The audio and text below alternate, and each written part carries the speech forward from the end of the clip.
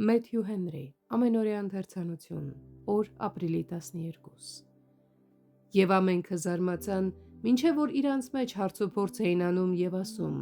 «Սա ի՞նչ է, ինչ նոր վարդապետություն է դա, որ իշխանությունով պիղծ ոգիներն էլ սաստում է և հնազանդվում են իրեն»։ Մարկոս 1:27 խոսք։ Սատանան անմաքուր ոգի է։ Նա կորցրել է իր էության ողջ մաքրությունը, քանի որ գործում է Աստծո Սուրբ Հոգուն ուղղակիորեն հակառակ և իր առաջարկներով պղծում է մարդկանց հոգիները։ Մեր ժողովներում շատերն են, ովքեր լուռ մասնակցում են ժողովներին զուտ ձևական ուսուցիչների առաջնորդությամբ, բայց եթե Տերը գալիս է հավատարիմ ծառաների, սուրբ ուսմունքի և իր համոզիչ հոգու հետ, նրանք պատրաստ են ասել ինչպես այն մարդն ասեց. «Ի՞նչ բան ունես մեզ հետ, Հիսուս Նազովրեցի»։ Ոչ մի խռովություն կամ խանգարում չի կարող մարդուն հասցնել նրան, որ ճանաչի Տեր Հիսուսին որպես Աստծո Սուրբը։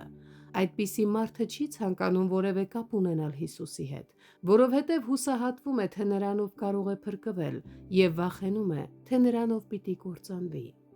Տեսեք, թե ովքեր են ասում Ամենակարողին. «Հեռացիր մեզանից»։ Նրանց խոսքերն են սա։